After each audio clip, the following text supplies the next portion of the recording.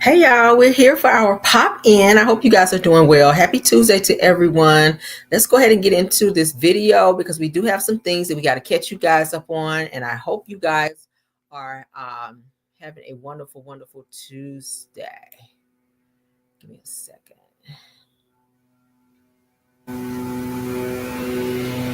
Okay, yeah. Okay, let's get into it. Let's get into it, guys. I want to jump right on in because, baby, we got some stuff to talk about, honey. Let's get into it. All right, so Cassie's mother, you guys, had to take the stand today to testify against Diddy. Okay, everything said in this video is alleged, in my opinion, and is used for fair use and entertainment. All right, now that we got the disclosure out the way, let's get started with the show. Let's get into these damn testimonies, honey, because, baby, y'all know Gene Deal also testified today against Diddy. So let's get into some things of the things. I'm still waiting on his transcript to drop, but we're going to look at some other things as well. So let's get into Cassie's mother and what she had to deal with this Cassie situation. All right. Thank you all for being here. I see you guys in the building. Thank you. All right. So Cassie's mom testifies that she took out a loan and had to wire $20K to Diddy after he threatened to release a SEX tape over Cassie's relationship with artist Kid Cudi. Now, as you guys know, that is extortion. So he extorted Cassie's mom into sending him $20K unless he was going to release a videotape again about her or of her rather in some very explicit moments from the FOs. Okay, so y'all know he made her do the FOs and he recorded all of those and used them for some type of leverage against her. Now, if you guys remember, go back to the R. Kelly case. He did the same thing to the girls that he was controlling. Okay, this was something that he was doing, and as you guys can see, R. Kelly is serving 30 years behind that. Okay, and of course, you know the defense, they're and the prosecutors, they are trying to get all this information out of all of the witnesses that have come forth rather. And Cassie's mom was definitely a very good person to put on the stand in terms of talking about what her daughter experienced at the hands of Diddy. Okay. All right, so let's get into what she had to say. They said that Cassie's mom testified that she took out a loan and wired $20K to Diddy after he threatened to release a SEX tape over the singer's relationship with artist Kid Cudi. Now, on the 7th day of Sean Diddy Combs' ongoing federal trial, Cassie Ventura's mother, Regina Ventura, testified that she wired $20K to Combs out of fear for her daughter's safety after he allegedly threatened to release an explicit SEX tape. Okay, I'm pretty sure he threatened the mother as well while she was on the phone. I'm pretty sure that happened because as Don Richard testified that he pretty much told her, if you run your mouth, then somebody's going to come up missing. So he's able to do these things, and he has people out in the streets. I want to say the gang affiliation that will be able to do those things if the price is right. So let's get into what is the continuation of this. You guys, please pardon the noise in the background. Lawn services doing the yard, okay? So Ventura said that the situation unfolded in December of 2011, around the same time that her daughter emailed her warning that Combs was threatening to expose 2 SEX tapes and have harmed someone. Hold on, let me go back. That Combs threatening to expose SEX tapes and have someone harm her and rapper Kid Cudi, who Cassie was seeing at the time. So according to the mother, Cassie sent the email under an alias, Veronica Bang, and even included one of Combs' employees in the message thread. It said that the threats that have been made towards me by Sean Puffy Combs are that he is going to release 2 explicit SEX tapes of me. The email read, according to Ventura's testimony. It says that one on Christmas Day, maybe before or right after. It says, and another one sometime soon after that. Says that he has also said that he will be having someone hurt me and Scott Mescudi rather physically, which is Kid Cudi. Okay, that's his government name. Child, this is crazy. Now, y'all know that Diddy also allegedly had Kid Cudi's car blown up in his driveway. All right. That's going to be another charge. So it says that Regina Ventura told the courts that she felt physically sick. Reading the message says that she said that Combs had also contacted her directly around that time. claiming that he needed $20K to recoup money that he had spent on Cassie and expressing anger that she was now in a relationship with someone else. It says that feeling threatened, Ventura said that she and her husband took out a home equity loan to gather the money. It says that Combs' bookkeeper reportedly sent wiring instructions, and Ventura wired the money from their joint account to a bad boy business account. Damn. So now y'all know $20,000 is no money to Diddy. Okay, y'all know that's no money to Diddy. He probably spent that on vacation. He probably spent that on an outfit. Okay. But the fact that he would extort this type of money, and this woman had to take out an equity loan on her home in order to send this threatening money that was blackmailed out of her to Diddy, was very diabolical. She says that I was scared about my daughter's safety, according to Cassie's mother. She said that roughly 4 or 5 days later, Ventura said that the money was returned to her account. And you guys can read up more on that on Bottle Alert, okay? So yeah, so he actually returned the money back, but he did it in order to prove his authority, okay, over Cassie, okay? But the mother was scared out of her mind, and she sent the money, then took out that damn loan, $20,000 on her home in order to pay Diddy some damn money that he wound up sending back to her. So as you guys can see, that was the mother's testimony. This is her coming out of court. Let's go ahead and show that, because I did pull that. That's some bullshit. He need to be under the jail. That is a mess. Had that woman, she probably had a heart attack on the phone, damn near. All right, so this is Cassie's mother, okay? Cassie's mom testifies the $20K that Diddy demanded for Cassie's SEX tape was wired back to her after 4 or 5 days, okay? So this is her. She's so pretty. All right. And that's her testimony. All right. That's her. That's Cassie's dad back there. All right. Her brother was also there as well, but that's the testimony that she gave. I'll go ahead and show you guys another video that I pulled of them. So they're just leaving court because they just finished their testimony. All right, so let's continue. Uh-oh.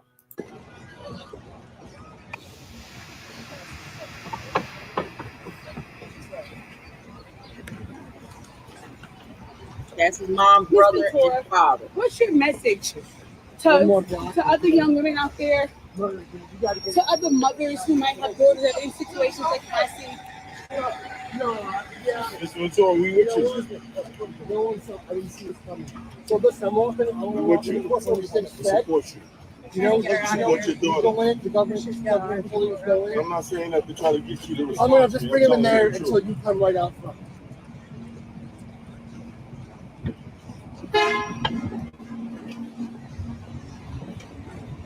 Yeah, take your time, bro. Whenever you get right out front of the government employee entrance at 26 Fed, tell me, and then I'll bring them out.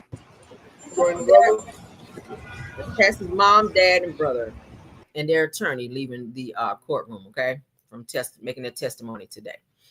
All right. Lord have mercy. All right, so let's get into Diddy's former assistant, his testimony. They have not released Gene Deal's testimony as of yet. When his come out, I will pop back and give you guys that as well, okay? But I do have where he left the courtroom from giving his testimony. So I'll show you guys that, and then I'll get you guys his transcript in terms of when that is dropped. But that's not dropped yet. She is beautiful, ain't she? Her mom is beautiful. All right. So Diddy's former assistant testifies his travel bags carry $10K cash, painkillers, and supplements to boost sperm count, okay? It says that as the federal SEX trafficking trial of Sean Diddy Combs moves forward, testimony from his former assistant David James offered insight into the music mogul's personal and professional lifestyle. According to James, Diddy didn't travel light. Says that his overnight bags routinely included at least $10,000 in cash, along with a wide array of medications and personal items. It says that the items range from everyday painkillers like Advil and Tylenol to prescription medications such as Viagra and supplements said to boost sperm count. It goes on to say, the assistant also recalls seeing water pills and recreational drugs like ecstasy and Percocet in the bag. He goes on to say that he added that Diddy often instructed him to buy personal care items such as baby oil, condoms, and lubricants using cash. It says that these purchases were reimbursed directly by Diddy, separate from company records, okay? It says that the assistant also testified about a moment in 2008 during a work trip to Miami. Says that he was sent to deliver an iPad to Diddy's hotel room. It says that when no one answered, he used his key to enter and found Cassie Ventura, who was dating Diddy at the time there. Okay, so I'm not sure if she was knocked out or what, because he tried to get in the door and nobody came to the door, but Cassie was in there. Diddy was not. Okay, so that is the assistant and what he gave his accounts of what he knew about Diddy and his issues. Okay, so let's get into Gene Deal leaving the courtroom, because he also testified. Let's get into what we can give you guys, because they did not release the transcript yet, okay? But have no fear. Caramel is here, honey. I'm going to get on it. As soon as they drop it, baby, I'm going to be dropping back in, because we got to get into it. We're trying to give y'all all the details surrounding this case. All right, so Diddy's ex-bodyguard, Gene Deal, testifies in court, calls him, meaning Diddy, demonic in the explosive SEX trafficking case. All right, let's go ahead and play this right quick before we read. Gee, if you've seen all of that and was at puppy parties, Don't play with me. and you the same size as Uncle Phil, and you the same size as Professor Ogilvy, and you the same size as Lucien Griez, Clive Davis. Okay. Why you want us to believe that you weren't at them parties participating in that behavior, Gene? That's Tisa Tales right here with all this hair, y'all. I love her. We heard everything you got to say on the line, Gene. Gene, are you a victim of Diddy? Give him some space, y'all. Hold up. Okay, hold up. Why are you testifying today? Not at all. You aren't. So why are you here? All right, give him some space, y'all. Give him some space. About Diddy, Please give him some space. Y'all see that's Tisa Tales right there? Y'all see her? Shout out to Tisa Tales, all right? Getting out there and getting that footwork and that information. Shout out to Tisa. Y'all see that's Tisa. So tell us, why are you here? YouTuber. All right, watch our backs, y'all. Watch our backs. No, Tisa. I ain't mad at you, girl.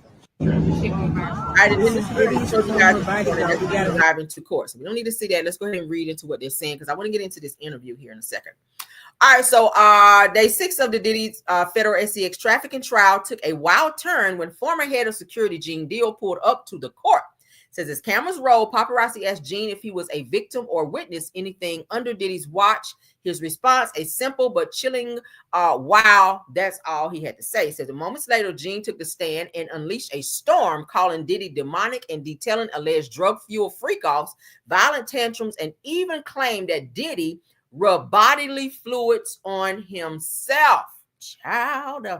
Now, it says that this bombshell follows jaw-dropping testimony from Cassie and Don Richard, both painting the bad boy mogul as dark, controlling, and abusive. It says, and baby, more witnesses are lined up to testify. So they says, you already know the tea is far from done steeping, okay? So as we get more, I will give you more, but that is it, and that is all on that for now. Again, I will be checking back to see when Gene Deal's transcript drops so we can see word for word what he had to say. All right, let's get into some Stormy Steele news, honey. Stormy is out here doing some other things. I just saw a video today on Facebook where she is getting her. Y'all remember that machine that I showed you guys that she bought, where she was saying she spent $500,000 on it, and she's using that in order to make her Canvas Beauty product, okay? Her body butter and all this other stuff she got going on because she's saying they make it in-house. Well, she's saying that they got a new warehouse. So I think she said they moved into a new warehouse, something larger than the one that she was in. She showed that.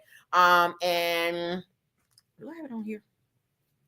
Because I tried to pull it up on here, but I gotta put in some type of special hold on. I had to put in a special passcode and all that shit. I don't got time for that. I'm just like, look, just give me the tea, because I don't got time. I ain't got time.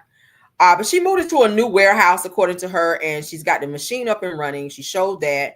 And they're supposed to be getting ready to start making everything in-house, according to her, because y'all know she said she got a whole, chemist and all that shit too. She's trying to be like me. I don't know, child. Maybe she do, maybe she damn don't. But let me see.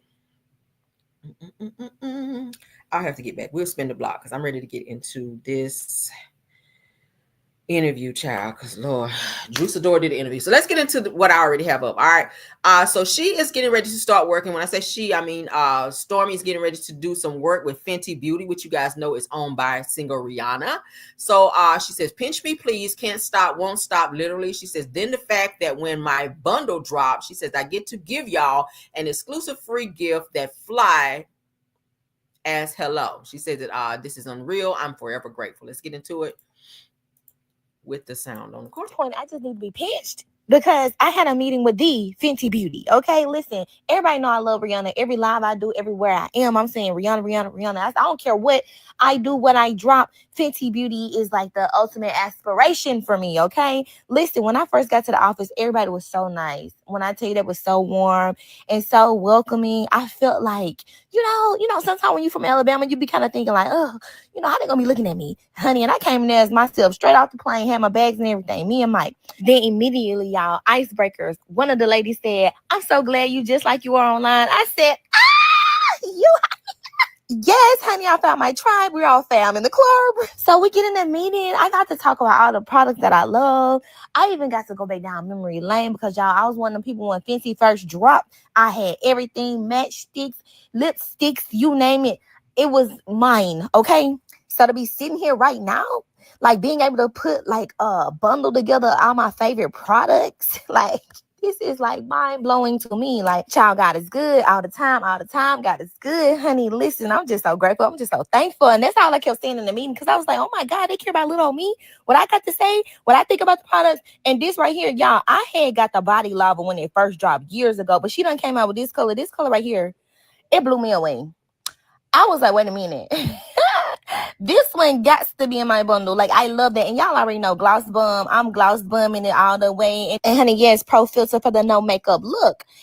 Y'all, then I got to go walk through the office. This mirror of Rihanna was everything. You know, I had to go, love you. I got to see the whole office, y'all. And then on top of that, like, I just got to go down memory lane. Like, it was so inspirational. I was like, damn, man, like, this is really something to, like, reach for. Like, look at this. Like, every drop, like they highlighted every drop, like it was like a memory. It was like they didn't take nothing for granted. And then I even the perfume, child, like when I say they gave me so many gifts up in that mug, like I had to like go get my suitcase and try to make it fit. I had so much body glaze in my suitcase too, and then y'all, they was even open to smelling it. I was like y'all really just gonna make a girl feel like good like that. Y'all, look, I didn't have no te amo because I would have been like, this you run ahead no, I mean, when she helped me close my suitcase, and after that, y'all, it was just like, you know, time to get back on that flight. I got back on that flight, called my driver, got back in the car, and we headed on the plane because we had to go do some things, okay? But hold up, wait a minute, if I end the video, I'm gonna need y'all to really be on the lookout for my bundle because, listen, they let me put a free gift in there, and it's this scarf that I went on my head. You know, it's flight. Y'all, at this point, I just need to be pitched. Y'all see, she got her little infomercial that she did. I like Fenty, but like I see somebody in there saying, yeah, I ain't buy nothing from Stormy. We done saw it. I showed y'all where a woman said, child, she put that damn body glaze on and it burnt her damn skin up. Now, I know a lot of you guys say, well, I've supported Stormy and I bought the body glaze and it did me right. I ain't had no issues, I'm good on Stormy, okay? I don't really trust Stormy like that, okay? And plus, I can't put all that shit on my skin anyway because I have sensitive skin. So I'm good on that. But you guys can see here, Chris Fletcher, he's here supporting right here Stormy. This is him. Y'all can see this is Chris Fletcher, child, right here supporting Stormy on her post. All right. And he probably got in the DMs and trying to get somebody's phone number after that because y'all know that's how he rolled. But let's continue. Okay. Got an update on the New Orleans 10 inmates that got out. Someone else has been arrested in connection to said situation. So let's get into that. All right, let's get into it, honey. Let's get into it. All right, so I told you guys that 4 of the 10 inmates that were that escaped from Louisiana prison, 4 of the 10 were captured, and now they're arresting and have arrested rather the jail maintenance worker for allegedly helping the 10 inmates escape. Now they said that the man claims that one of the inmates threatened to shank him if he did not help them escape. So let's get into what the news portion is saying. That a jail maintenance worker was arrested and charged with helping inmates escape. Yep. Kelsey Davis joins us now with details. Kelsey. That's right. Sources tell us Orleans Parish Sheriff's Office maintenance worker, a 33-year-old Sterling Williams, now faces 11 separate, or he has been booked, I should say, on 11 separate counts, including 10 charges of principal to escape or helping the inmates escape and 1 count of malfeasance in office. So we've learned through court documents from sources that Williams told investigators Antoine Massey, one of the escaped inmates, threatened to shank him. He said if he did not turn off the water to the cell through which they escaped. Those documents, again, from sources, also say Williams is seen on surveillance footage inside one of the jail pods talking to Derek Groves, Massey, and another inmate. According to the Orleans Parish Criminal District Court docket master, Sterling was arrested and booked on the 11 charges yesterday and is now in custody. So far, only 4 of the 10 escapees are back behind bars as law enforcement across the state and region continue searching for the remaining 6 who are on the run. State that a jail maintenance. So we ain't got to read all that, honey, because we don't went over that. So that's the update on that. All right, that's the update on that. 4 of the 10 have been captured, and now they've arrested the jail maintenance worker for assisting said 10 inmates in escaping. Okay, I told y'all the one with all them tattoos look like he the craziest one. He's the one that told the damn maintenance worker, if you don't turn the water off so we can get out, I'm shanking. So I was right, won't I? I have a pretty good judge in character. All right, so let's go on and jump into this damn interview. As you guys may know, Drew Sidora sat down with Carlos King. We're going to listen to this interview.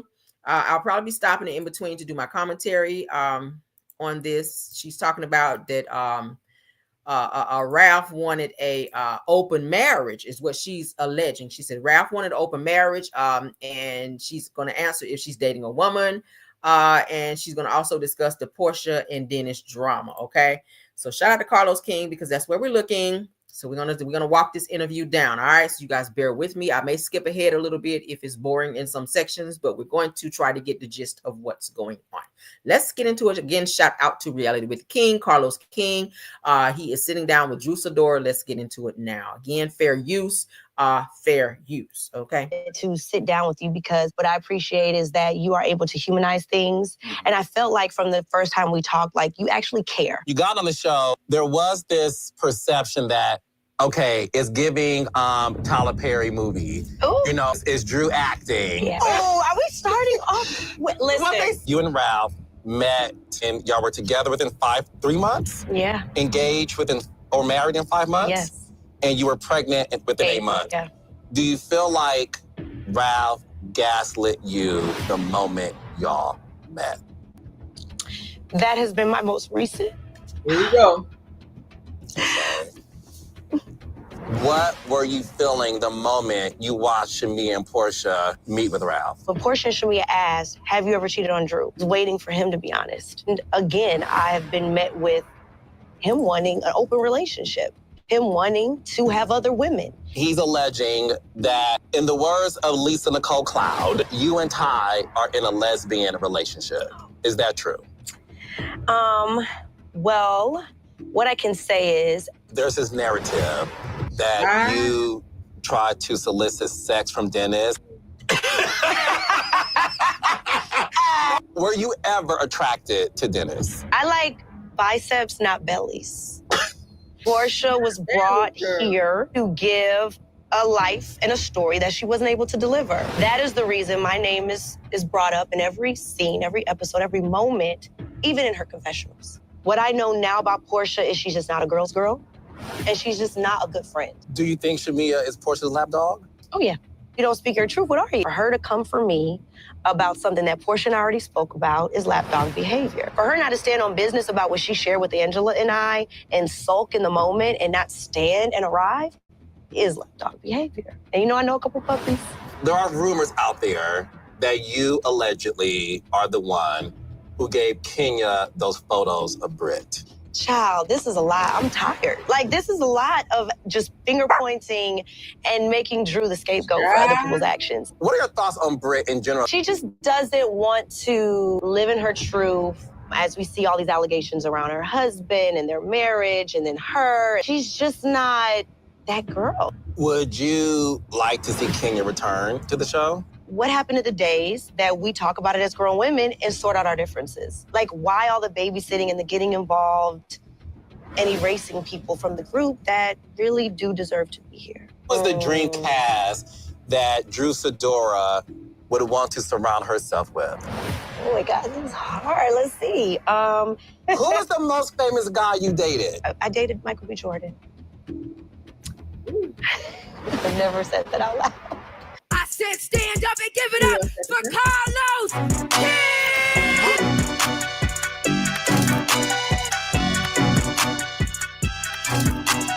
Let's have a real conversation.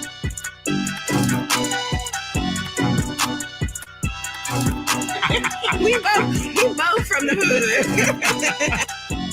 What is this, child? You guys are not going to be disappointed. It is definitely a treat. But you know, this is the play. This is reality with the king. You can say what you want, baby.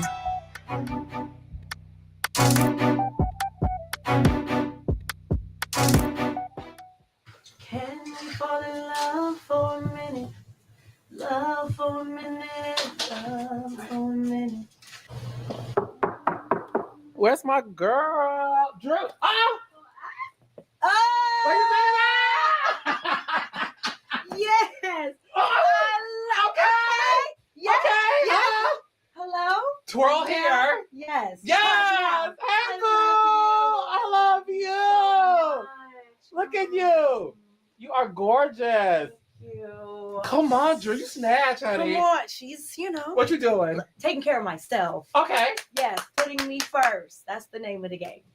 You got grills on too? I do. I have my grill. Look We're in the studio. Look at the grills. Yeah, it's only right that I have. It's a vibe. You know, the studio is a vibe. It's a safe place. So Okay. Do you feel it? I do feel it. So, fun fact, I recorded my whole album here. I love your album.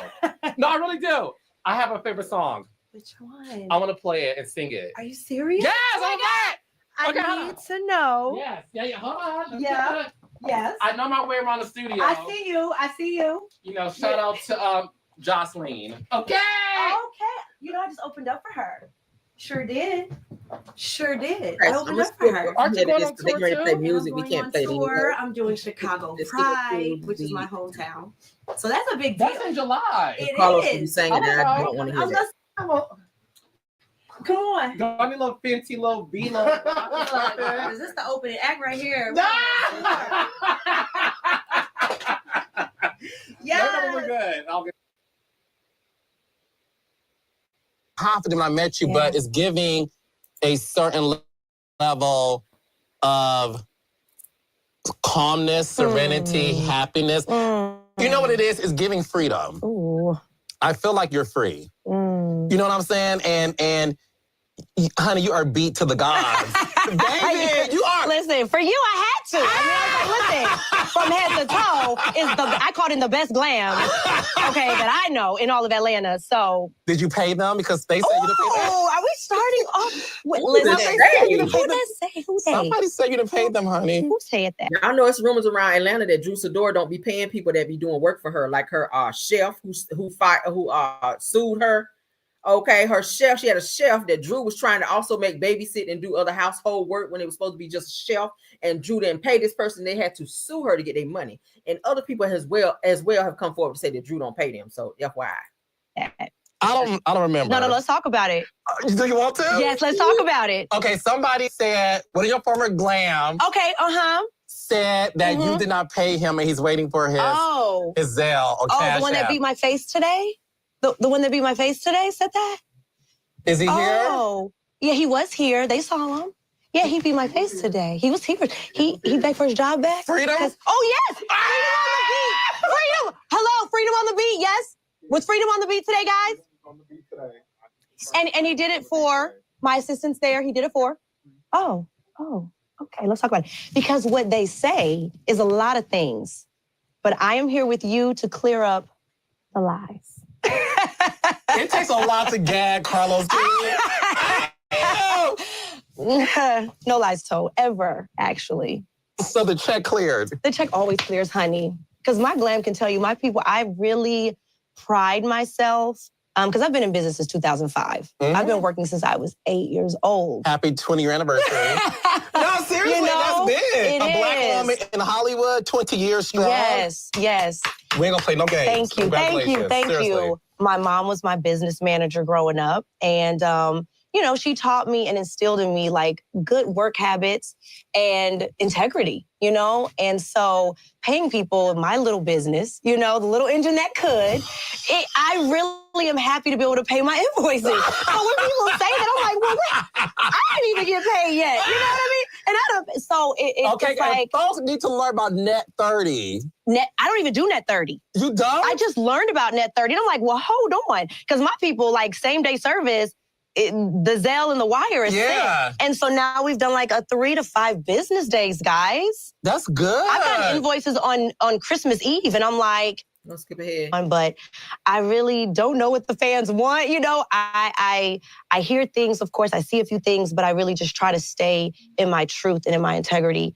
And I just feel like, for whatever reason, I've gotten some labels that just are not real, you know, and I wanted to sit down with you because I want to get into her and Ralph. I'm sorry, y'all.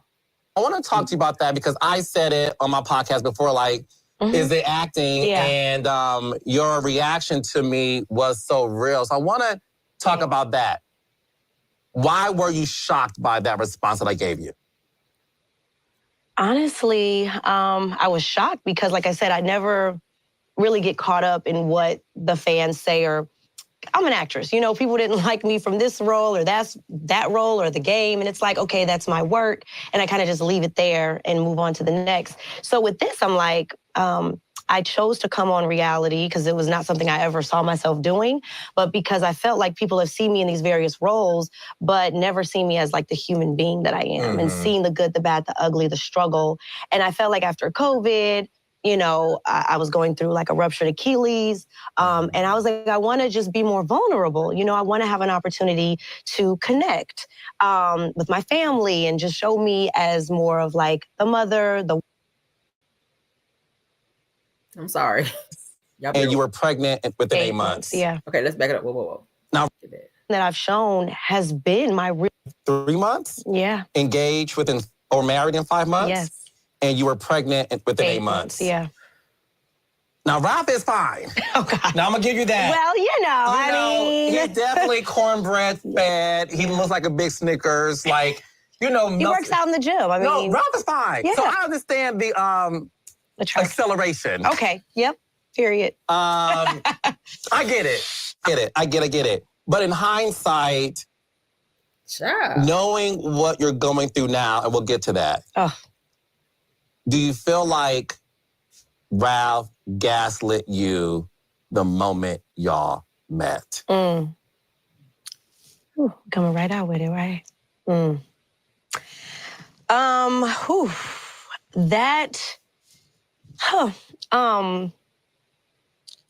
That has been my most recent. I'm sorry. Yeah. I want a tissue. I'm sorry. You're such an actress.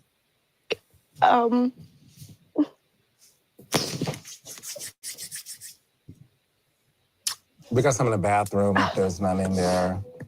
I'm sorry.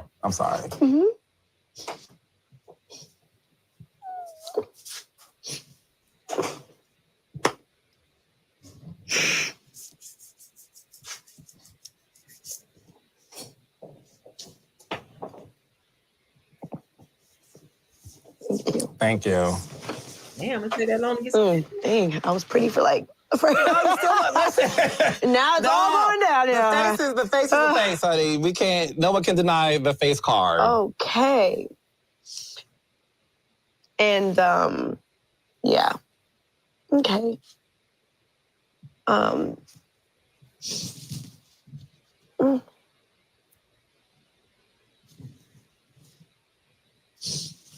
Yeah. Reset a little bit. This is why, you know, it did take me a while to have this sit down because back then when you asked me, I knew I couldn't even get through a sentence really, you know, at that time to talk through like my feelings. I am in a much better space, but there are still wounds, you know, that need to be healed. And I think because we are on this show and I'm watching things in real time with everyone, and I'm seeing his actions and his behavior, it is having me to ponder what you just asked, which is like, was it ever real? You know, everything I thought is having me to consider like, but was it ever love? You know, did he ever respect? Because someone that would go and have dinner with your ops, right? And sit there and bash you. And let's be honest, like, I'm still the mother of his kids. We have kids together. We were married for now 10 years.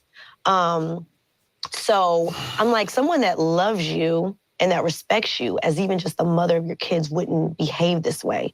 So then I just said to someone, I said, unless they never really loved you and they never really respected you. And that's where my train of thought has been. Because for me, I've never set out to bash Ralph. You know, I have done nothing but tried to protect him for his actions and tried to gain understanding for his actions. And I mean, as you see this season, I'm not sitting around talking about Ralph. I'm talking about my healing. And it was very, very hurtful to see that scene with him, Portia, and Shamia. When you saw Shamia and Portia meet with your estranged husband, what was your knee-jerk reaction to that knowledge? Like, did you find out before the episode aired or the trailer even? Yeah. Or even if you did, was it a gut punch to you to watch it and to hear what he said? Like, walk me through that moment, because listen, I love Portia, I love Shamia, and I said this on my podcast. I said, look, I got to be honest. I didn't like it. Yeah. I didn't like the scene, and I gave my reasons why. I'm not here to regurgitate that. Yeah. I'm not married to Ralph, and I don't have kids by him. So I am curious to know, what were you feeling the moment you watched Shamia and Portia meet with Ralph? So during filming, I heard that they filmed together. But it was like variations. Like, it almost sounded like they ran into each other at a restaurant. And so it was kind of like, oh yeah, they had some words and that was it. I didn't know it was like a planned sit down situation. So when I watched it, I'm like, wait a minute, this is giving like a full scene. You know, this is like everyone knew and they are here together and they're happy to see each other. And I'm like, wow. And I like what they did in trying to cover it in a meeting of a podcast. Like, oh, I see what you tried to do there. Okay. But it landed flat because, as we see today, there is no King and Queens podcast. You know, we're not seeing the manifestation of that. It's on Spotify?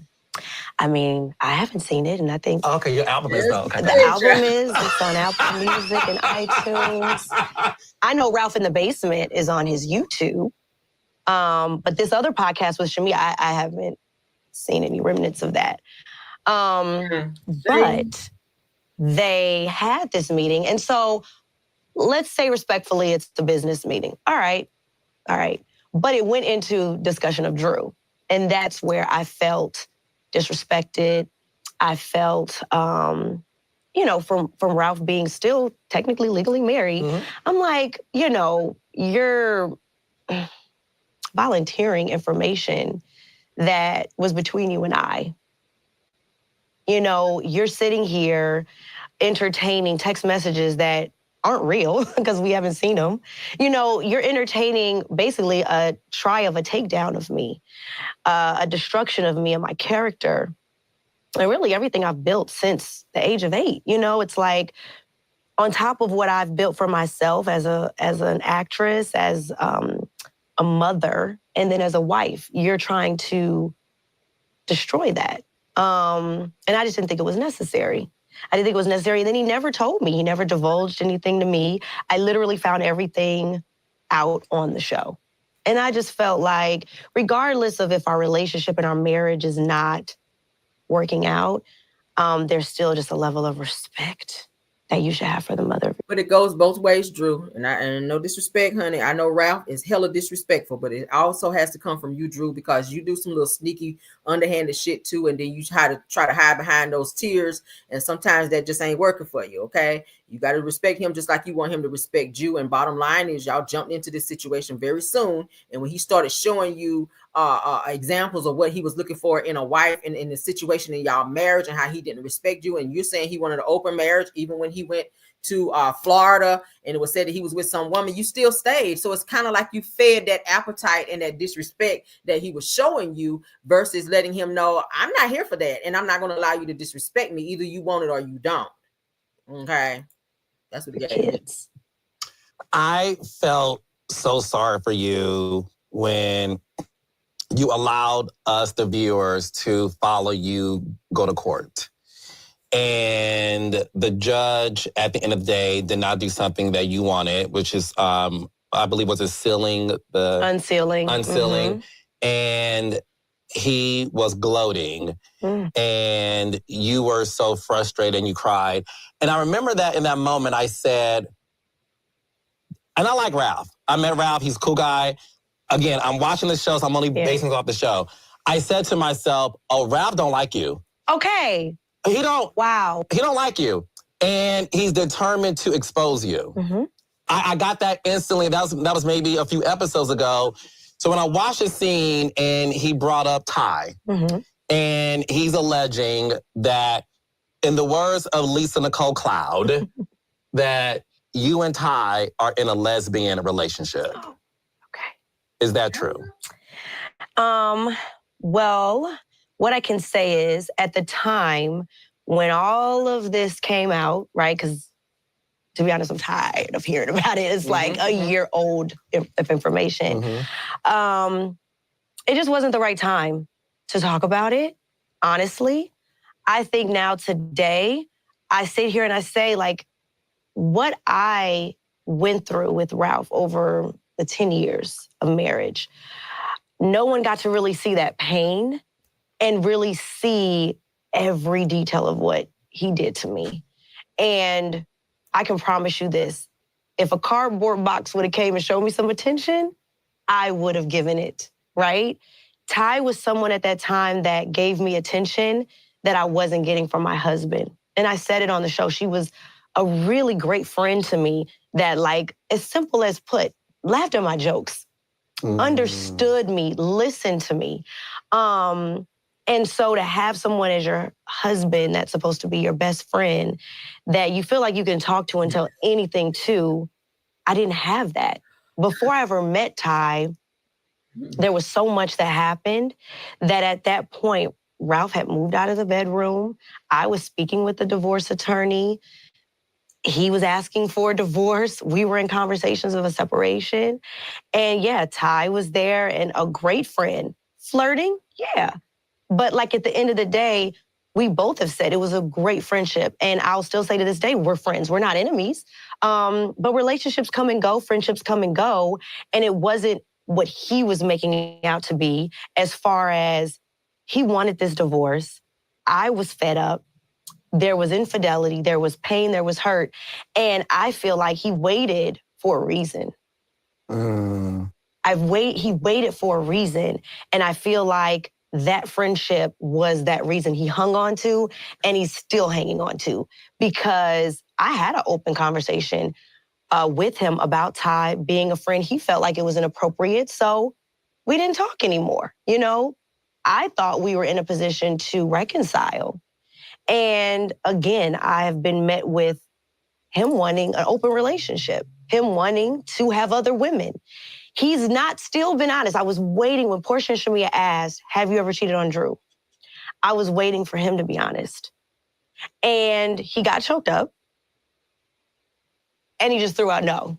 And I'm like, okay, if we can see it, we can see that he wasn't being honest. But I was waiting for him to be honest, because until he's honest about what we've gone through, you can't continue to point the finger and try to play victim as though you were hurt when you already wanted the divorce.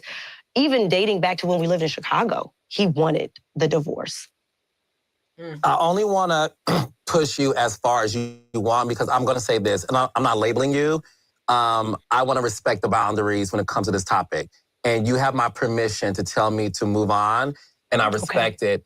because at the end of the day, again, I'm not. I think he ever addressed that whole Tampa situation, because if you went to Tampa and your wife is calling you, you're not answering the phone for days, that is a clear indication that maybe you got a woman there. I said the same thing about Marceau when he went to Africa. That's the same shit. If you out of town like that, your wife or significant other or spouse should be able to contact you any day, night, whatever. I don't give a damn if you're on the toilet. If your wife call, your husband call, you're supposed to pick up that phone because you don't know why they're calling. That's your spouse. I do that shit. My husband call me anytime, day or night. I don't give a damn if I'm working, if I'm in a meeting, if it's something important. I'll be like, hold up, let me see. That's just how it goes. But if for days your spouse is calling you, because Drew was saying for days she called Ralph when he was in Tampa, which made her believe he was with some woman. Okay, because if you with somebody else that you don't want your main person to know about, you're not gonna be answering the phone and having full-fledged conversations in front of them because you're supposed to be sneaking around. So that's what it gave that he was doing. And I feel that that's the same shit going on with Marceau, okay, in Africa. That's the teacher said, I tried to call you many times, but I couldn't reach you. He tried to blame it on the reception and they don't have good this and that, and my phone didn't work right over there. When you took her ass over there, we took Tisha to Africa, your phone worked fine. I mean, I'm saying I don't know. Labeling you.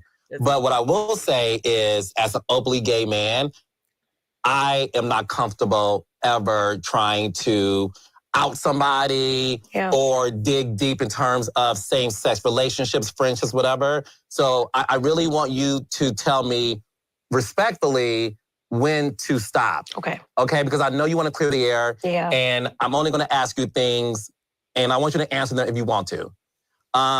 When it comes to you and Ty, the way Ralph made it seem like it was more than a friendship, that you guys could have been lovers intimately. Mm-hmm. What do you have to say to that? Were you and Ty ever intimate, kiss?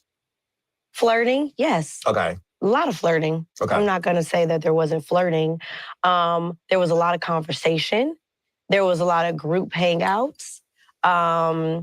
And for me, there were just certain things that I wasn't comfortable with, and not judging anybody for their sexual orientation.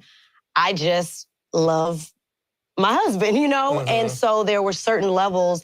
Now, I can't help if, Ty felt differently or how she felt. I can't speak for her. But for me, I appreciated the friendship. I appreciated the conversation. I appreciated the fun. I appreciated, the distraction from what I was going through.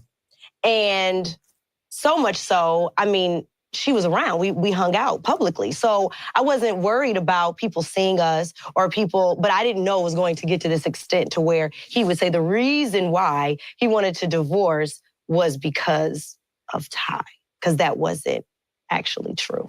All right, let's pause.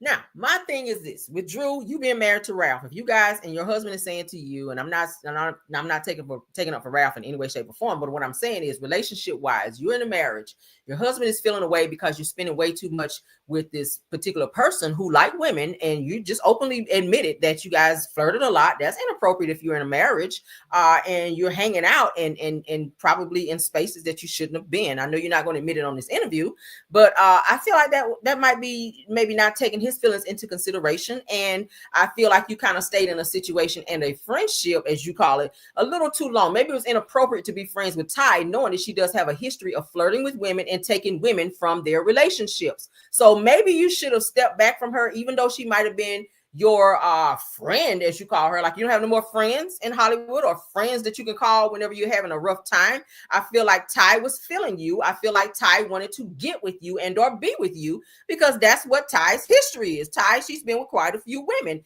And we heard it this morning in my interview when we played Mimi Foss, who she used to date for 7 years. According to Mimi, she feels like Ty is more so of an opportunist, and that she jumps from woman to woman to woman, and she likes relationships. She likes beautiful women. Drew is attractive, no homo, and I feel like she might have been Ty's type. So when you entertained her flirting with you, you kind of made her feel like it's okay what you're doing. And I feel like maybe a kiss or two might have happened, and I don't see you ever admitting that, because now you've said in several instances that nothing ever happened between you and Ty. I feel like if it was some flirting, I feel like Ty pushed you as far as she could take you to see where she could go with you. Okay. And I feel like you probably should have cut that friendship off with Ty. And maybe shit wouldn't be like it was. Okay. That's what I'm saying. I'm going to be honest with you. when he said that was the reason, I'm just gonna be honest with you. When Ralph said the reason why we're divorcing is because of Ty, I felt that Ralph wanted to find a reason to bring up Ty. And it goes back to what I saw a few episodes ago. I just felt like Ralph is determined to embarrass you. And he wanted that to come out the way it appeared. And what I will give you props on is when he said it, they did do a flashback of a scene you did film. And everything you're saying, listen, to your credit, everything you're saying to me, you said on camera, they aired that 6-second snippet. Yeah. So, but that's why I felt the intention was to embarrass you. Yeah. I've been around Ty before. She dated my friend Mimi Faust. Yeah. Ty is fine, and Ty could probably have me. Listen. I mean, Ty look like a couple of dudes I talk to, so you know what I'm saying? Let's not pretend. No shade. Yeah, and swagged out and is a really good person. And I think that's why, even to this day, we're still friends. You know, I would never say, oh, she's not a good person or minimize or, you know, extreme our friendship. It was just the intimidation that I feel Ralph felt, which I'm not going to say, you know, I can't speak for him, but I just feel like it was an intimidation there. And I feel like he was looking and grabbing onto straws of the reason why he could depart this marriage. And for what I endured, listen, my parents were married for 60 years until my father passed away. So I grew up desiring marriage, wanting marriage, thought marriage was forever because I didn't know anything different. So the times that he asked for a divorce or I found out he was with other women, I didn't ever consider divorce. I didn't. I fought for my marriage. I fought for my kids. I fought for my family. And I just feel like he was always putting that word out there. And his behavior on the show, I felt like he showed the most toxic side of him. Because as you said, he's fine, he's nice, he's cool, he's charming. I mean, I married him for those reasons. So what's his sign? He's an Aquarius. He's an Aquarius. Call me next time. Oh, Lord. Okay. I know a few male Aquarius, child. We'll talk offline. Listen, I'm gonna gag you. What? He carries the same birthday as my dad. Yeah. Oh, baby, I get it. You get it now? Enough said. I get it. Listen, I've dated ball players. I've dated rappers, musicians, whatever, actors.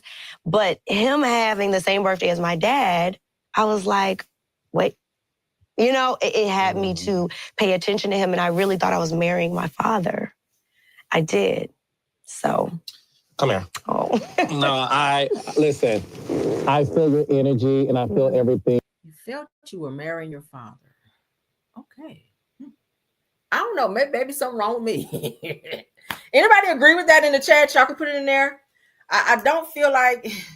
I feel like she was looking for some type of instant connection with Ralph, being that their situation kind of jumped off as quickly as it did. And I feel like when he said, oh, my birthday is whatever, you know, what sign are you? What's your birthday? Oh my God, it's my dad's birthday. I'm in love. It's giving that. You're looking for a reason to like literally fall deep into this guy when you really didn't get to know him. And I feel like if she would have taken a little more time to get to know Ralph, she would have saw that narcissistic side of him, because he's very narcissistic. He's very fucking controlling, and he's very immature. I think she would have saw those things had she taken her time and paced the relationship with this nigga, because he is... I don't want to date anyone that remind me of maybe dating my dad. No, that the relationship should always be different. That's another thing. Don't go into it think, oh, this is dad. Like, no. I don't even look at my husband in terms of saying, oh my God, he reminds me of my dad. Like, no, that's sick. But go off, child. You're giving. This is the most vulnerable I've ever seen you. Oh my God. Be seriously, and if the audience was in this room, they would feel it too. I just want you to know you're going to be okay. Oh, you're going to be okay, and I don't want to make you cry again, but my spirit is telling me to tell you this. Your father said you did the right thing. You did the right thing, and sometimes what happens in life, you have to go through this turmoil so that you won't ever go back. And Carlos Carlos, are you a psychic now? You talking about his spirit? You trying to be Miss Cleo over here in the damn interview? I feel like because you're because I'm from the Midwest too. Okay, yes. Detroit folks, Chicago folks, we don't leave our relationship. No. We just don't. We don't leave. We stay because we feel like it's tradition. Yeah. And I want you to know your father is giving you permission to leave. And the reason why you're going through this hell on earth with Ralph is because everybody in heaven, who are your guardian angels, they want you to know you can never go back. Even when you have those moments where you're crying yourself to sleep at night, and I know you do. Yeah. Even when you're around the kids, and you sometimes wonder, could I just do this for the kids? I want you to know. I know. I feel it. I feel it. I want you to know your father is giving you permission to never go back. And you're going through this hell so that it can be so disastrous that you know deep down inside you can never go back to that marriage. And I'm not calling Ralph a disaster, so don't make that the headline, y'all. But I need you to know my spirit is speaking to you, and your father is telling me to tell you you are going to be okay. You're going to be okay, and you're going to be okay financially too. You are. That was the last thing he wanted to tell you. Financially, you're going to be good. I receive that. You're going to be good. You're going to be good. Carlos, you are such a fucking fraud. Let me just say that. This nigga is the devil sitting up here with these damn rain boots and this damn bubble coat in the middle of damn May. Nigga, you are a fraud. Her daddy ain't told you a damn thing. Talking about people in the Midwest just stay. Not everybody in the Midwest stay in fucked up relationships, okay? Like, I'm sorry. I mean, we know Marceau is from the Midwest. He's staying with Tisha, and we know why. But, no. Absolutely not. I'm not buying any of that. What I would like to also address, speaking of finances, is you are working with Portia's baby daddy Dennis, and you made a comment about, girl, I'm gonna sell so much music it could pay for Pilar's college tuition for college fund. Portia did not like that at all, child. She thought you brought her daughter into the situation. I would like for you to clear the air in terms of what you meant by that comment. Well, watching it back, what I did see was that Shamia carried that conversation to Portia, and it wasn't taken in the spirit that I said it. So that's first. Portia was like, well, that's not the way Shamia delivered it to me. The way Angela said it, she was like, okay, that's not so bad. So I want to go on record saying what I said wasn't bad. And what I was saying in that moment was because I keep getting asked the same question. Why Dennis? Why are you working with Dennis? So when Shamia asked me that in that moment, I was like, this is what Dennis himself said, which I hope I get a flashback, because he said out of his own mouth, I'm doing this to build legacy for my daughter. He said that on camera. He did. And he continues to say it, because I've got text messages, and he would stand here and tell you that. He is not just a hot dog man, you know? He is a serial entrepreneur, which Portia has said out of her mouth, and he said he believed in me. We stood in the studio, and he literally was emotional because he said, I believe in you so much. I know this is going to build wealth and legacy for our kids. This is going to help me put my daughter through college. So I was saying that as a way to validate his reasoning and what I believe as a blessing it would be for our families. I'm a mother. So no one was saying, and it wasn't braggadocious, but this is a blessing for all of us. You know what I mean? This is why I'm doing it. This music is bigger than me. And so that was the intention. And then when she said, well, I think her college has been paid for, I said, well, maybe whatever it can do, I feel like it's going to be able to do something. I'm not doing this to get back at Portia.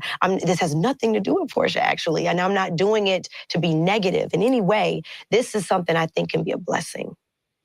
When you saw that, there's this narrative that you tried to solicit sex from Dennis, and you said something along the lines, allegedly, of you want to fuck Dennis. And Dennis said he's not trying to provide dick, he's trying to provide, tracks. Yes. Well, we wrong then, okay? Well, I know sometimes in studio that goes hand in hand. Listen. I did work on Love and Hip Hop after all. Well. So I want to know, were you ever attracted to Dennis? Now, have you not seen my husband? I like a certain physique. I like biceps, not bellies.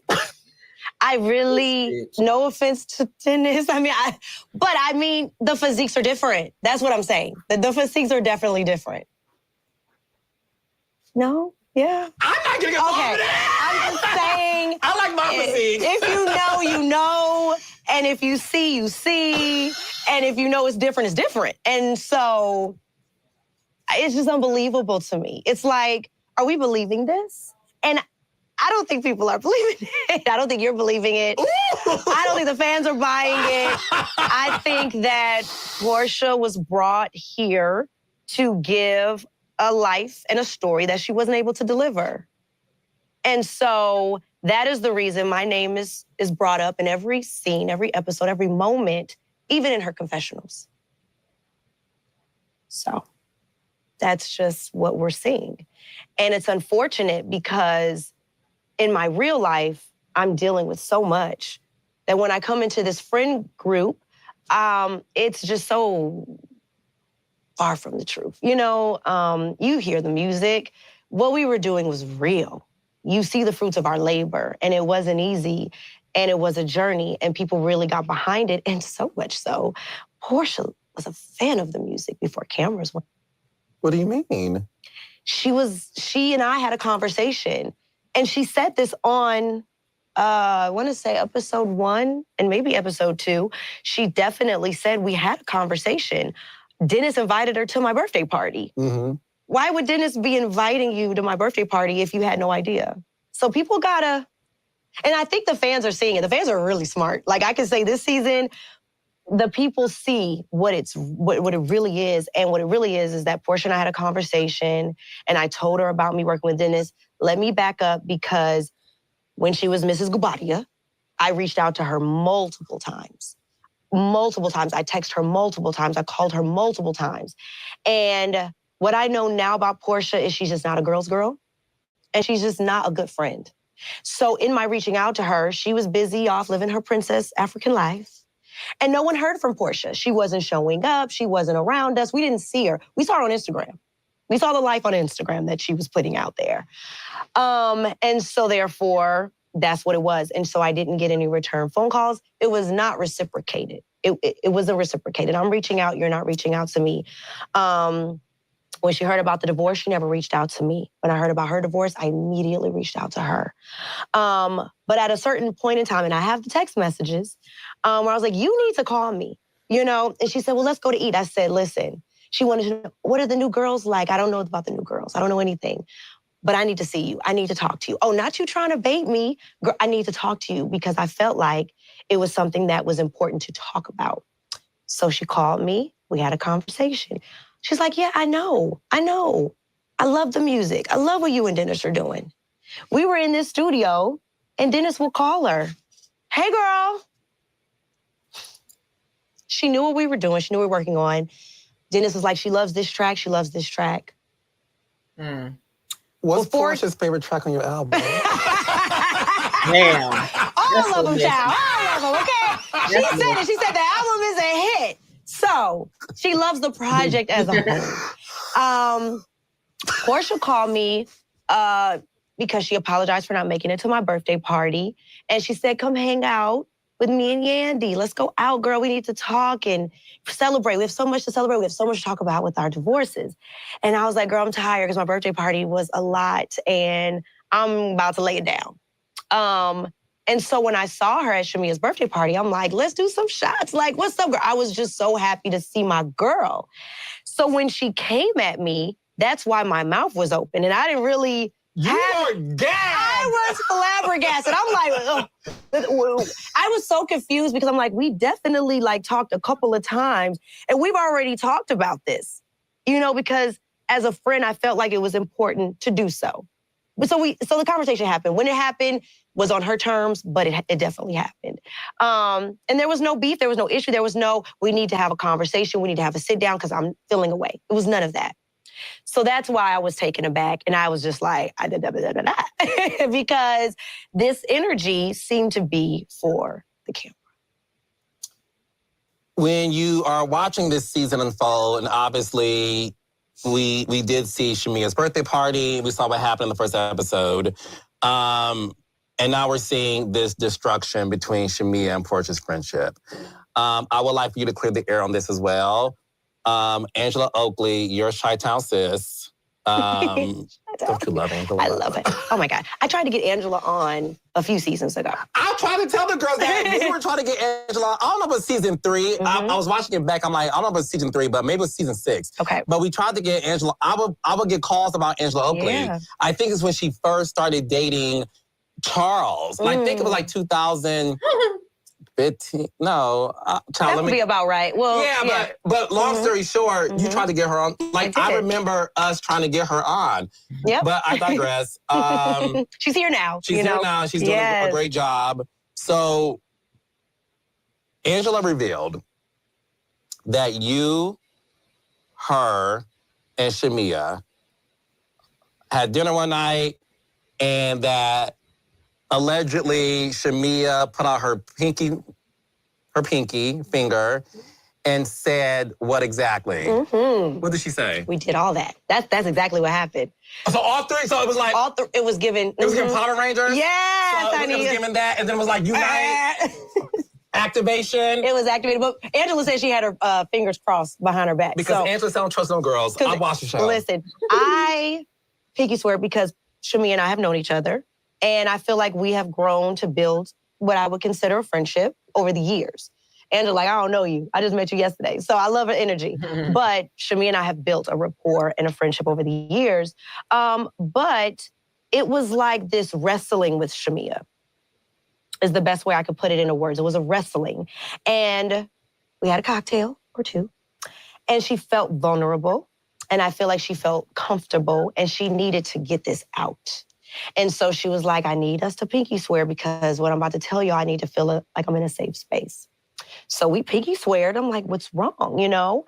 And she went on to tell us that she felt like, you know, she needed to be real and address the issues that she has in her friendship with Portia. She went on to say how she didn't want to come across as though now she's got a peach and she's here and now she's going to tear down her friend who helped her to get on the show. She didn't want the fans to come for her in that way to feel like she's ungrateful or a bad friend. So I can tell you she was considering the fans and the look of how it would come across. As we see now, she's talking, you know, because she's like, okay, I'm in a good place. But then she was just like, you know, this is Portia's show. She's the HBIC. And I don't know if this is a good idea, but this is the real. And she went on to say that, you know, the friendship is not in the place that everyone thinks that it's in. She was hurt by the fact that Portia didn't come to her wedding. She was hurt by the fact that Portia did not ever congratulate her for getting a peach, nor ever take her out to celebrate her. I would never know this. I would never know this, and I never would have thought that that was the case because Instagram shows like this great, beautiful, you know, friendship. But there was a plethora of things that Shamia said that I feel like Shamia needs to vocalize, right? Because that's her story, that's her pain, that's her journey. But she had a lot to say about how she felt like Portia was not a good friend to her and that she has been a very loyal friend to Portia. And we only encouraged her because myself, and I've always told Angela, I told Sonia, and how I've lived on this show is speak your truth and just be you. And that's all I can say. And so we encouraged Shamia to do that. And I think with us now knowing this and Angela speaking of Portia, it was bound to come out. And it did. It came out. Do you think Shamia is just tired of being the background singer in Portia's life? Yeah, I think that Shamia, first and foremost, is such a humble spirit. She is. Such a pure soul. I just love her. I just love who she is, and she's so dynamic, and she has so much energy, and she just seems like she puts on a happy front. Like, I'm gonna just be the life of the party. I'm gonna make everybody laugh, and she doesn't really get an opportunity to open up about who she is and how she's feeling because she's never been in a position to.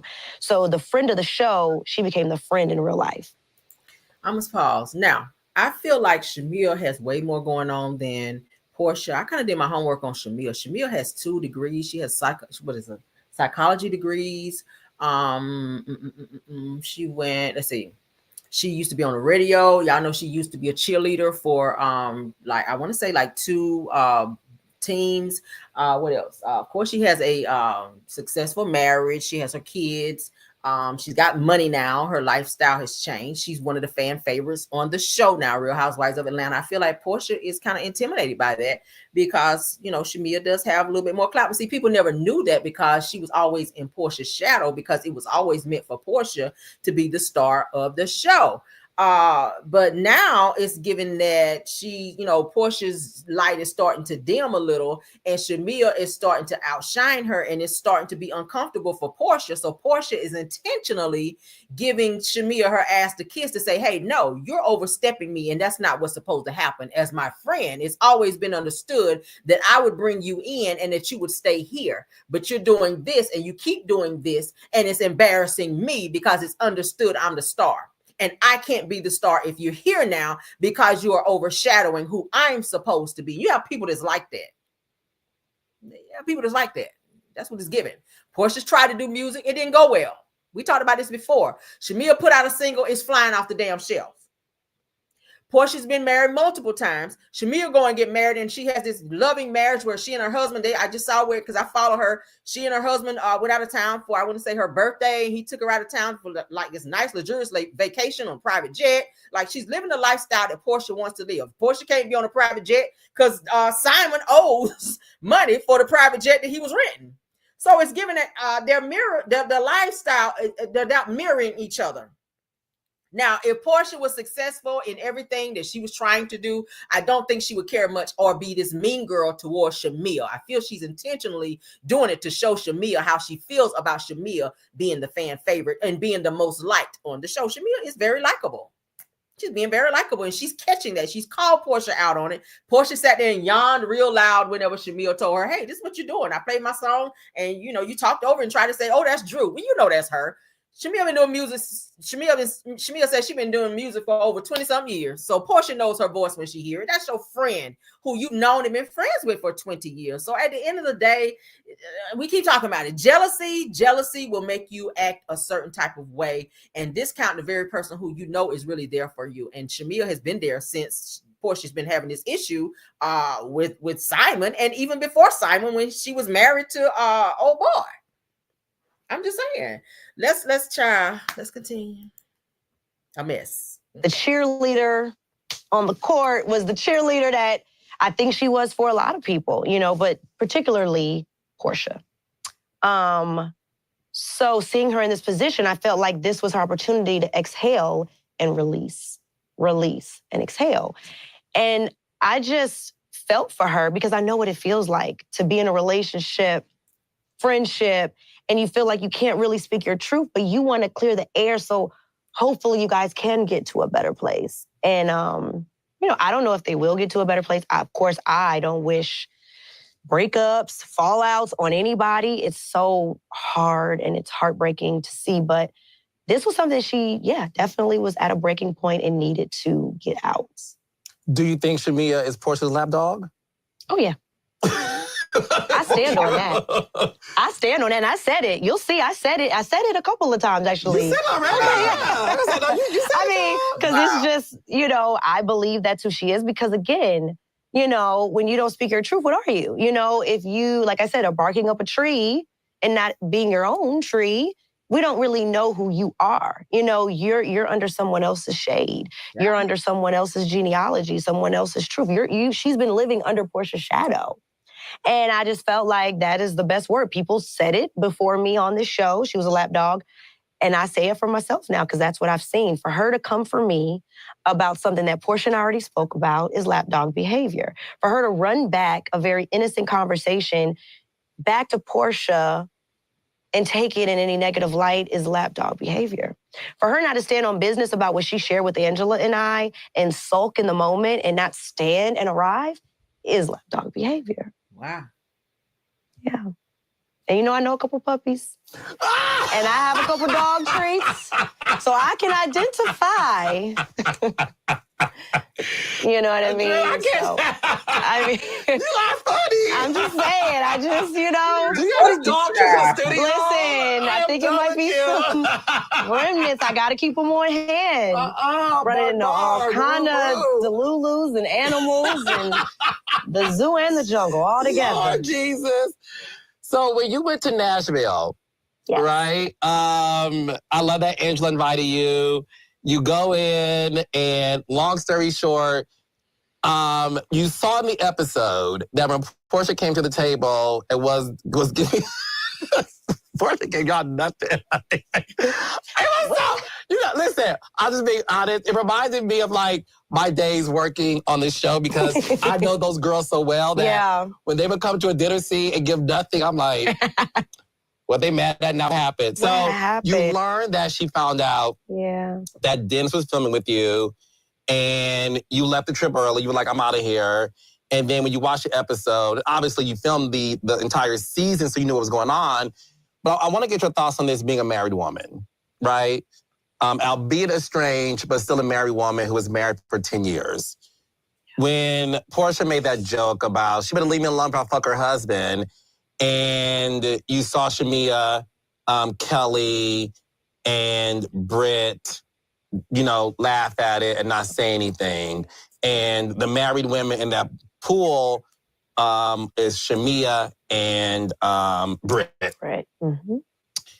As a married woman yourself, if you were in that pool with them and you heard Portia make that joke, as y'all like getting buzzed, whatever, would you have done what the other girls did or would you have said something? Listen, when Angela woke me up after she addressed the situation, because I was sleeping in my bunk bed comfortably, and when she woke me up to tell me what had happened, I was like, oh, no, we got to go outside.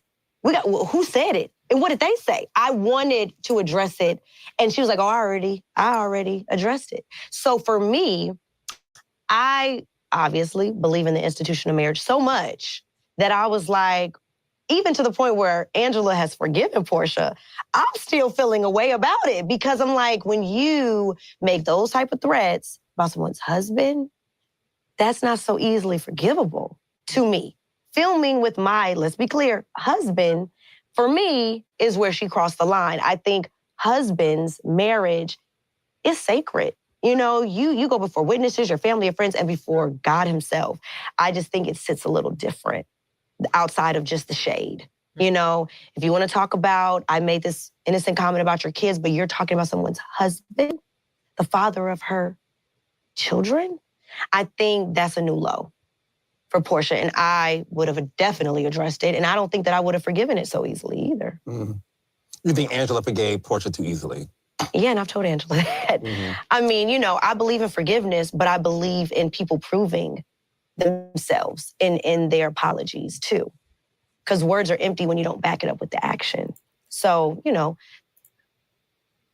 that's just my thought. But again, you know, that's Angela's fight. But I was definitely hurting for Angela, which is why I stayed even. I would have told Portia, honey, look, you can apologize, but I'm gonna need you to stay over there. Keep your distance, because that's never gonna be okay for you to make a statement like that, because given your track record and how you move and how you have moved out here, child, with other people's husbands and men, like, yeah, I don't take that as a joke. And I damn sure ain't gonna take it lightly. So are we gonna be friends after that? Probably not. I'm probably not gonna fuck with you. I don't really want to film with you or be around you. But you know, if it's gonna fuck my bag up, yeah, I'm gonna get this money, but we ain't about to be hanging out and being friends. Like, I'm not gonna trust you, because for you to vocalize that you would do that, I don't see that as being a joke when you've already proven that you've done that. I mean, you gotta watch people, see people for who they are and what they do. Like, nah, you ain't gonna hurry up and do an apology so you can be in the same space with me, knowing that in the back of your mind, if you ever got the opportunity or you felt that you could, that you're going to, you know, make good on your promise. Like, no, absolutely not. To be there for her. And we talked almost every day after that, because I wanted to make sure mentally and emotionally she was okay. You develop a great friendship, speaking of friendships, with Kenya.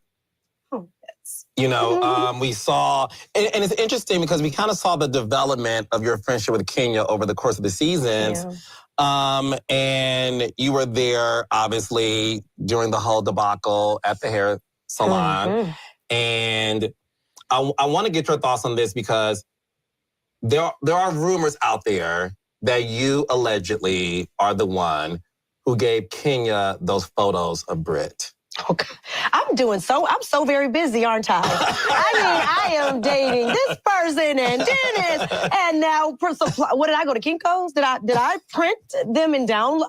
Child, this is a lot. I'm tired. Like, this is a lot of just finger pointing and making Drew the scapegoat for other people's actions. Kenya has gone on record, which, by the way, I miss Kenya so much, because coming from last season into this season, she was like my only friend that I really built a genuine friendship with, that I felt comfortable even to share, my business with and my vulnerabilities with. So I do miss her. She and I talk often still.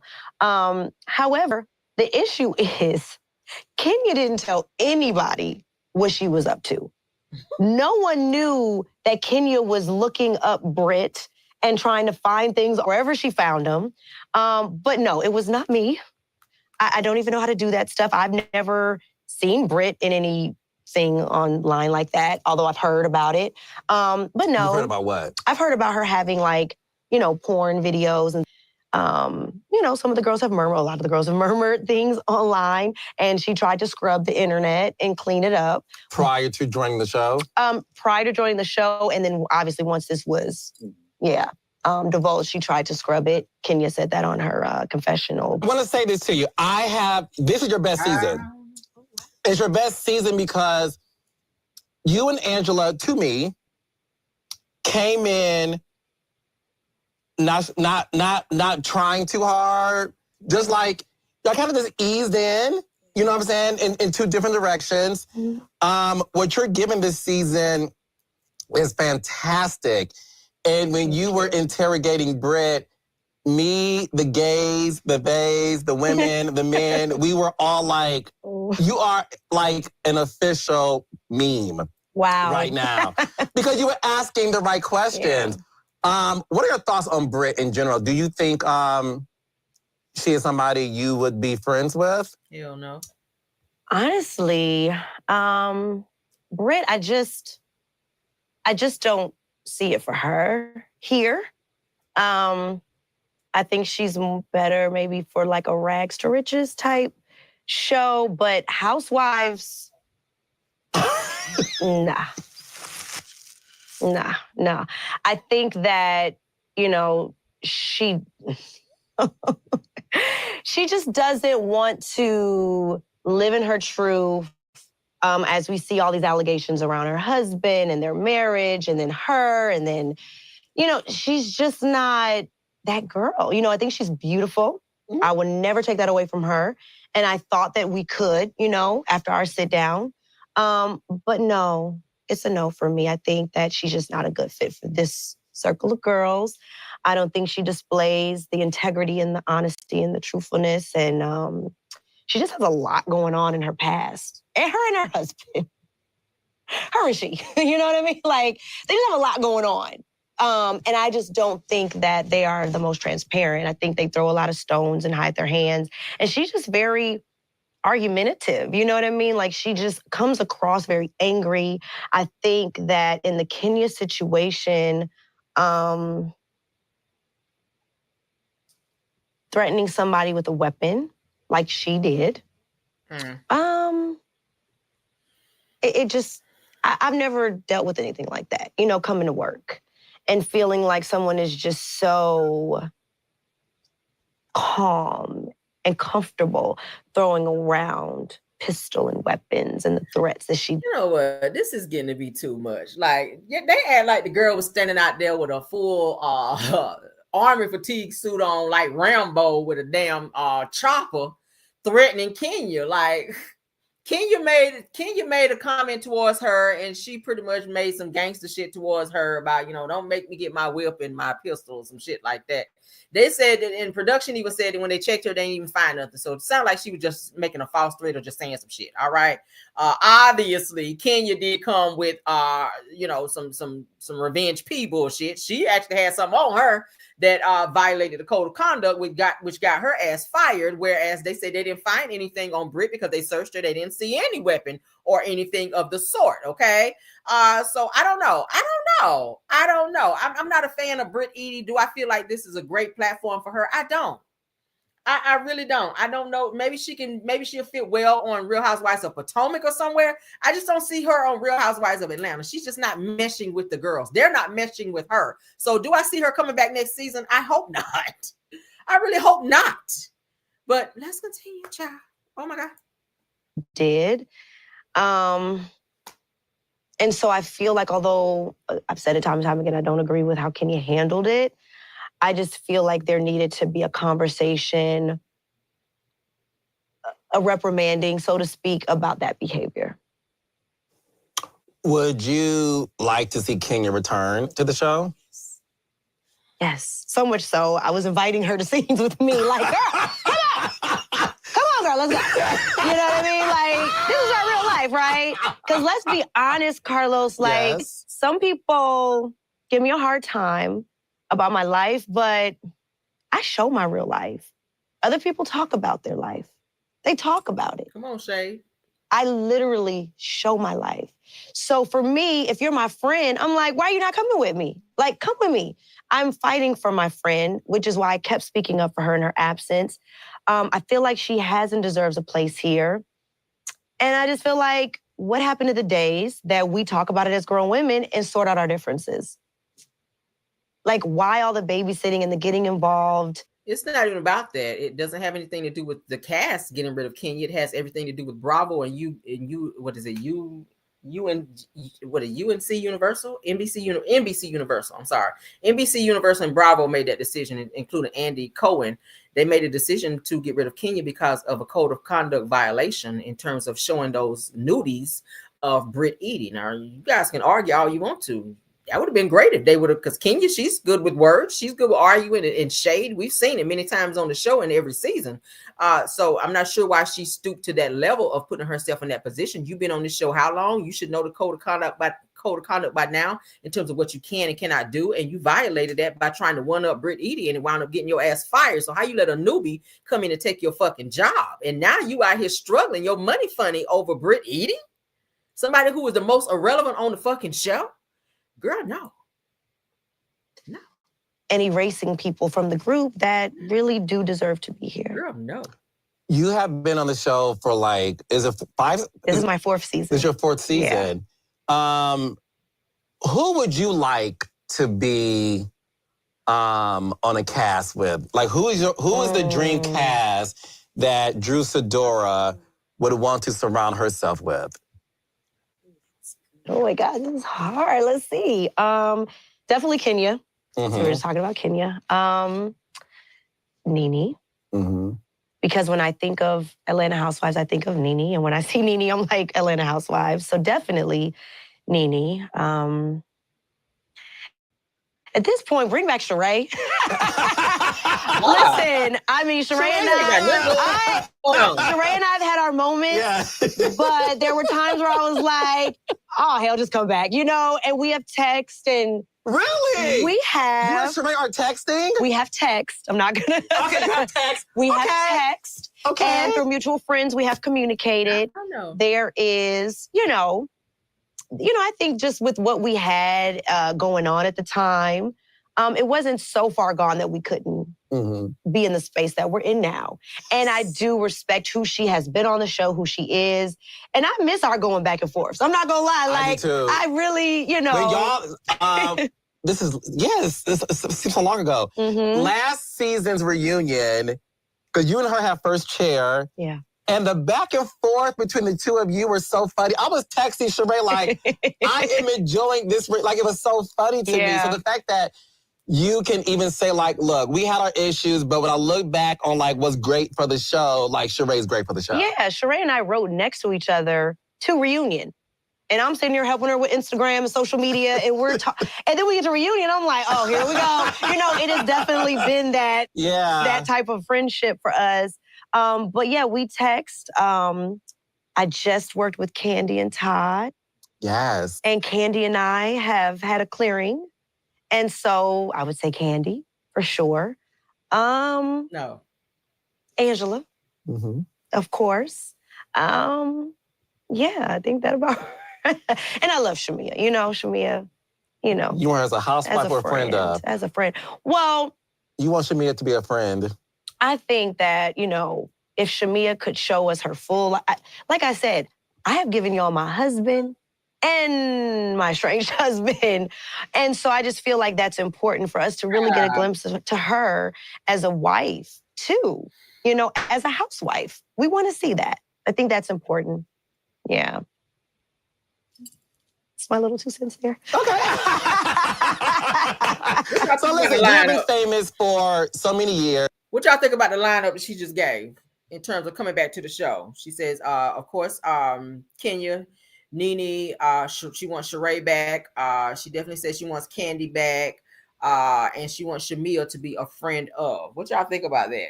Y'all like that lineup? And then she wants Shamia, like I said, to be a friend of. I don't know. I think Shamia, give her a little bit more time. She's getting a little more camera time. Maybe she need to warm up a little bit more. But I do feel like Shamia got a lot going on, probably more than Drew Sidora got going on right now. So I wouldn't reduce her to being a friend of. I would definitely have her still stay on the show as a peach holder and allow her to show more. Her album is doing well. Like I said, she and her husband are doing well. They're traveling. I do follow them, so they're really doing some husband and wife type stuff. So yeah, I would love to see that. At least see her in mommy mode and all of that. So yeah, no, do not take her peach away and let her do what she needs to do. She's doing more than Portia. She's doing more than Drew. Her storyline, I feel like, is a little more relevant. Angela Oakley definitely needs to be on there because she has been deemed the fan favorite this season. So yeah, let's continue. We about to stop it here in a second. We're not going to go all the way to the end. So if you guys want to see it all the way to the very end, you guys can go on Carlos' page. We're going to look just a couple more seconds longer, and then I'm going to stop it, okay? Although you're legally married, you are going through a divorce. Are you dating anybody right now? Is there any of your old celebrity men that you would like to, you know, circle the block with? Oh, gosh. Spin the block? You have had a lot of attractive celebrity men on your roster. Really? Yes. Who is the most famous guy you dated? Oh, Lord, I got destroyed for one that I sort of kind of didn't mention. Oh, Lord, we want to dig that back up. I mean, at the time, listen, he was not married. Okay. He was not dating. Okay, this was when we were very young. But the king of the NBA was someone, and you can dig up newspaper clippings and people wrote about us. My sister went online to set the record straight, you know. That is truth. But I did also date Youngberg at the time when he was young. She's talking about LeBron. Now, y'all know LeBron's been with his girl, been with Savannah ever since they were in high school. I already done looked this shit up. Drew is talking about LeBron James. LeBron been with Savannah since high school. They are high school sweethearts. So you were double dipping, sis, okay? LeBron, if he was dating you, he stepped out and was cheating on Savannah because him and Savannah been together exclusively since high school. So let's continue. Now hitmaker, and we are still friends. I can say that I dated Michael B. Jordan. I've never said that out loud publicly. But people that know. And you do like biceps. Hello. Listen. I'm just gonna say.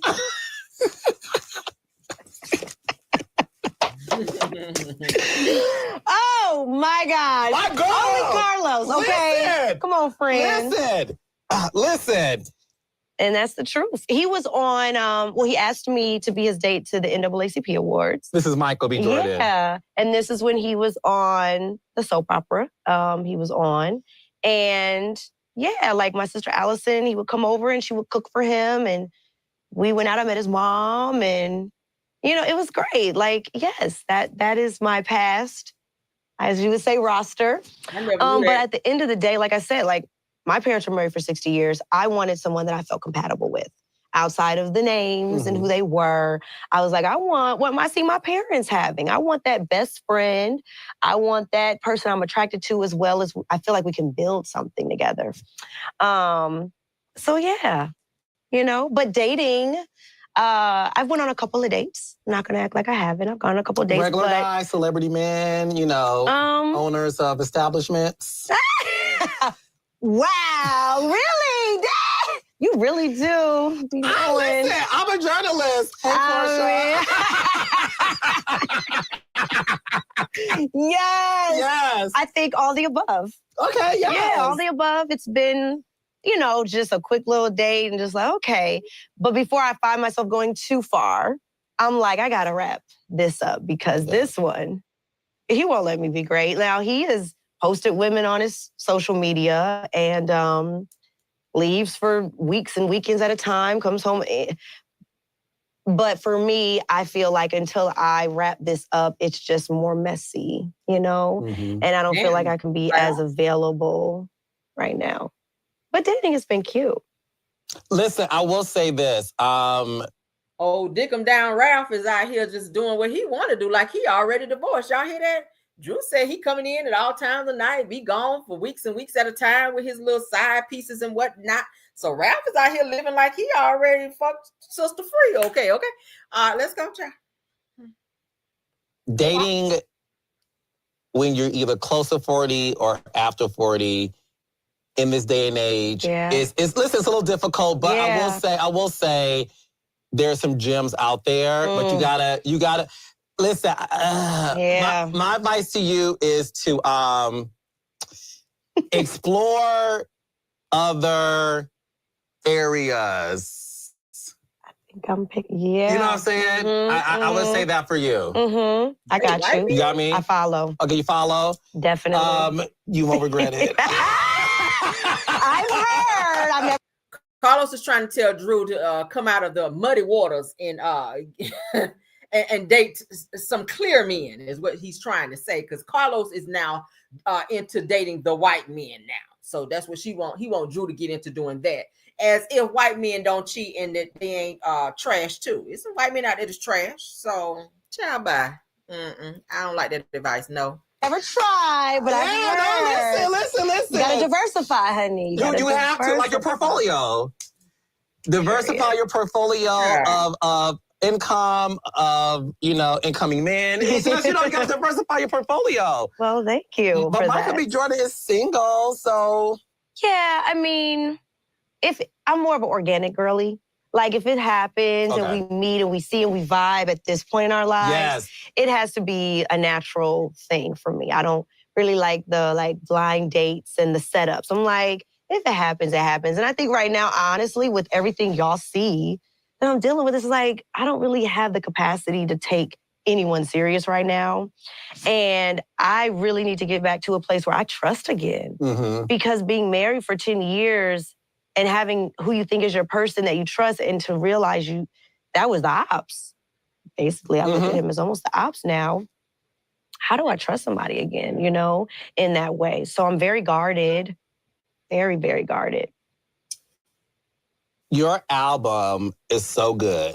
And I feel like you and Coco Jones are like bringing R&B back. You know, in its natural form. Listen, I listened to it a lot, and first of all, listen, I feel like the world, please buy this album, stream it, whatever, but you can sing. Thank you. You are a singer. But talk to me about the album, because if people listen to, or when people listen to it rather, you do share a lot about what you're going through.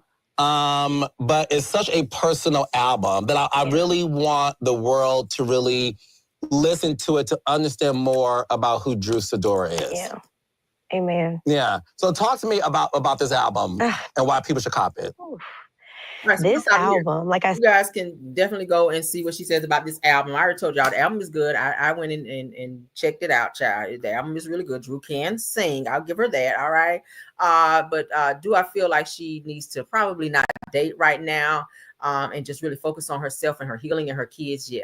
Don't be trying to, maybe you trying to date to compete with Ralph. I know it hurts to be in the same house. And I really wish that she would get her kids and move the fuck out of there. Cause I think that Ralph is going to continue to do what he's doing to hurt her. Like if you're going to date somebody, the noble thing to do is go get a hotel. Go get a hotel. If you're going to be with this woman, go and do that. Don't have a woman in the house down there in the basement. You down there banging her out and Drew can be upstairs hearing what y'all got going on. It's disrespectful. Your kids are upstairs. Like get a hotel respectfully and take your woman there if you choosing to go out and date and be with somebody, Ralph. Like you on some Martell bullshit now. Like you running around town like Martell was with Ariane, all up in male face. I didn't like that shit at all. If you're going to be out here dating and doing that, like it was already wrong for you to be in town for doing what you was doing. But now that you want to be out here dating, you guys aren't fully divorced. I feel like you should do that really out of her sight. And respectfully, Drew should do the same. I mean, do y'all agree with what I'm saying? Don't bring nobody back to the house. You in the basement, she's upstairs. No, if you're going to be gone out of town for weeks at a time, that's your business. You can't tell grown-ups what to do.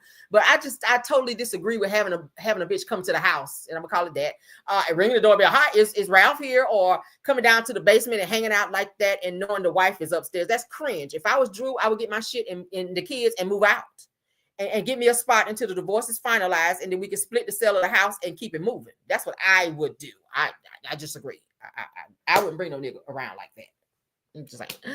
But yeah, we're gonna end it here, you guys. If you want to hear the rest of it in its entirety, the interview is almost over. If y'all want to hear what she's talking about with her album, because I don't really care that far up, you can go and on Carlos King Reality with the King and check out the very ending of that. But that is internet is all for this interview. You guys can put in the chat what y'all think about that, okay, and all of the other topics that we talked about as well, okay. Y'all can put in what y'all think about what we reviewed on, gave the updates on about the Diddy trial and everything else, okay. Love you guys down. I got to get out of here. I will see you guys. I'm gonna try to do another pop-in today as well, okay. But thank you guys. They said absolutely divorce, live separately. Yeah, what is this wanting to stay in the basement shit? Like, Ralph, you got money to move out, and so do you, Drew. It's crazy. I agree, Caramel. That's the BA and yeah, Ralph is a bitch ass nigga. Like, yes. So yes, it is low vibrational behavior. It is. Says it in the meantime, so then if he got one in the basement, then Drew should have one. So y'all gonna be on the petty. Let me put this up here. So y'all want to be on the petty, like where Ralph do something and Drew got to one up him and have somebody upstairs too. Like, I just disagree. I really feel like if they're going to be dating people outside of each other, like, get a hotel and do it away from the house, away from the kids, away from Ralph. I would not want somebody in my business. I don't think that Ralph should allow Drew to see who he's dating. I don't agree with that. Ralph should not have another woman in the house where Drew can know who it is. Because you got to know when she get ready to leave, Drew is at the window like this. Like looking out to see who this person is, sizing her up. Oh, I know her. You know, because Atlanta is small. Atlanta is small, so hell no. If I'm dating somebody else and my husband is in the basement, I'm gonna get dressed and I'm gonna step out. I'm gonna get in my car and I'm gonna go to where they are. I don't want you to come pick me up from there because I don't even want you to know who this person is, just in case it becomes serious. Because I don't want you trying to like F it up. You feel me? So if we're gonna meet up, get you up, get a hotel room. I will meet you there, and respectfully, we'll do what we do: hang out, go out to eat, all that stuff. You gotta spend a little money on it, because yeah. But yeah, that don't come to my damn house.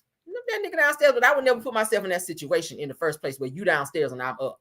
Hell no, I'm out.